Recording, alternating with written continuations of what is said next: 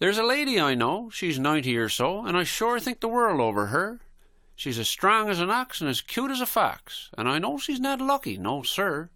She won 649 4 or 5 times, and she won Super 7, yes, Bob. But that's just for fun and some cash on the side, 'cause bingo's a regular job. She can play 20 cards at the SUF Hall and a hand of 45s on the side, open some tickets and enter a draw for a 2-gallon bottle of Tide. Me, I've never won a thing in my life, never a bite of free lunch. Well, I suppose that's a bit of a lie for me now. I did win an ironing board once. But the difference, you see, between Nanny and me is her respect for this thing we call luck. She'll walk round the ladder and toss the spilled salt.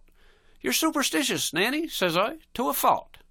"And that's what I'm not," she snaps back at me, watching TV bingo in a trance. "I'm not superstitious, not even a bit, but I certainly won't take a chance." "Nanny," I says, "I'll take you to Vegas, turn you loose in a casino or 6. Follow you around with 2 salt beef buckets to hold all your money and chips. I dare say we'd be barred by the crowd that's in charge, and they'd be after you for a loan. Then we'd have to go out and find 2 or 3 semis to haul all your money back home."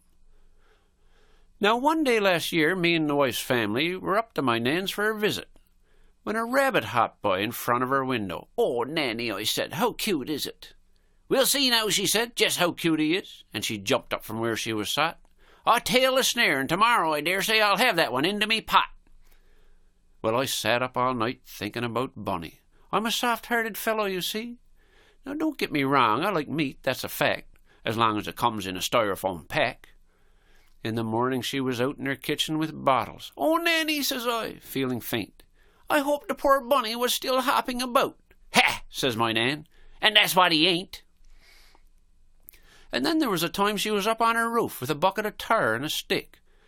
"Got a bit of a leak," she said, "David, my boy, so I'm smearing it on pretty thick." "Nanny," I says, "get down out of that. You shouldn't be up there by rights." And I scravelled up with her, all manly and brave, even though I'm not too good with heights. The next thing you know, I came all over giddy and started to whimper and whine, kipped over her bucket as I staggered about. "Oh, Nanny," I cried, just before I passed out. Not long after that, the paper came out, with a picture of me and my Nan. I was slung over her shoulder, and the headline declared, "90-year-old rescues man."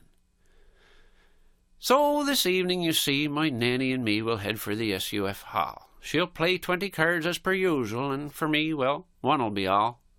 The other players there will mutter and moan and say might as well head on home. And then one will say, "Look, Buddy's with her tonight, so she can't pay attention like when she's alone." Was that B7, Nan? "No, B11. My land, David, you only got 1 card to play."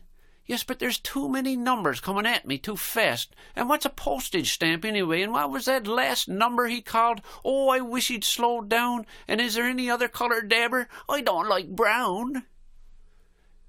And so it will go for the evening, you see, till Nan wins the jackpot, regardless of me, and the 50-50 draw, and the bottle of Tide, and the other players there just along for the ride. And proper thing, says I. Yes, more power to her. She's a tower of strength. That's how we all view her. She'll tackle any job. She's courageous and plucky. She's full of grace and good humour. And I know she's not lucky.